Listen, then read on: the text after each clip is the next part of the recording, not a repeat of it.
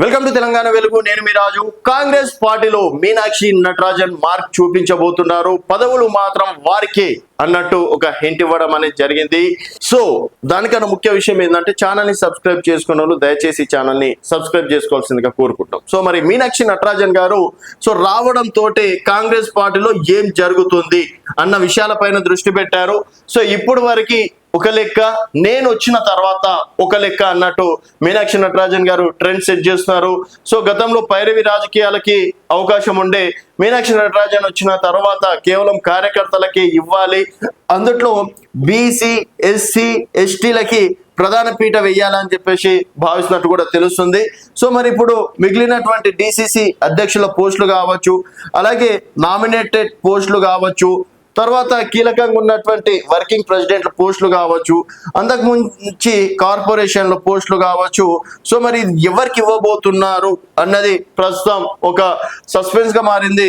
అందుట్లో వారు ఇచ్చినటువంటి క్లారిటీ ఏంటంటే 2017కు ముందు కాంగ్రెస్ పార్టీలో ఎవరైతే కీలకంగా పనిచేశారో వారికే కీలకమైన బాధ్యతలు అప్పగించాలని చెప్పేసి కూడా భావిస్తున్నారు. సో మొదటగా 2014 నుంచి 2018 వరకు, 2018 నుంచి 2023 వరకు, 2023 నుంచి ప్రస్తుతం వారికి ఎవరెవరు జాయిన్ అయ్యారు, వారు ఎంత కీలకంగా ఉన్నారు అన్నది ప్రస్తుతం వారు ఆరా తీసినట్టు కూడా తెలుస్తుంది. సో వారిపైన కాంగ్రెస్ సంస్థాగతంపై ప్రస్తుతం ఆపరేషన్ మీనాక్షి చేసినట్టు కూడా తెలుస్తుంది.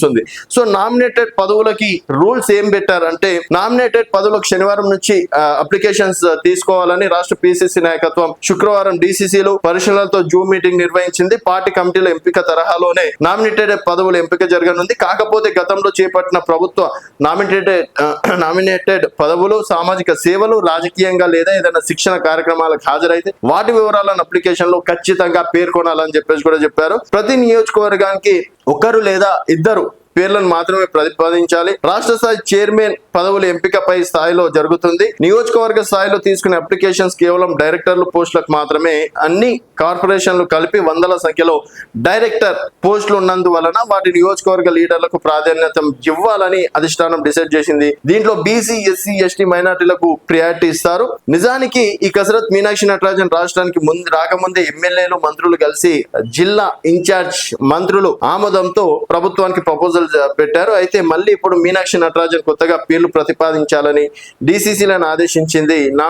నామినేటెడ్ పదవులు జిల్లా పార్టీ అధ్యక్షుడికి ఆమోదం తప్పనిసరిగా పేర్కొనడం అనేది జరిగింది. సో మరి వడపోతలతోనే కమిటీలు ఖరారు. మరి ఎవరికి వడపోత కార్యక్రమం చేపడతారు?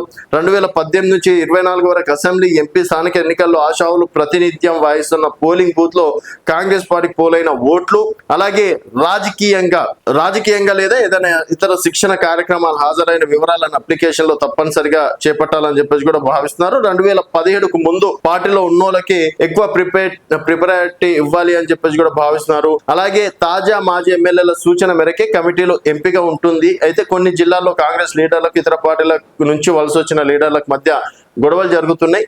స్థానిక ఎన్నికలకు ముందు కాంగ్రెస్ లో చేరి ఎమ్మెల్యేలు గెలిచిన నియోజకవర్గ కాంగ్రెస్ లీడర్లని పట్టించుకోవడం లేదు. ఉదాహరణ, నల్గొండ జిల్లాలో నకరికల్, తుంగతుర్తి, భువనగిరి నియోజకవర్గాల్లో పార్టీలో అంతర్గత గొడవలు రచ్చకెక్కుతున్నాయి. సో ఇవన్నీ చూసుకొని మరి మీనాక్షి నటరాజన్ గారు ఎలాంటి మార్క్ చూపిస్తారు అనేది చూడాల్సిన విషయం. చూస్తూనే ఉండండి తెలంగాణ వెలుగు.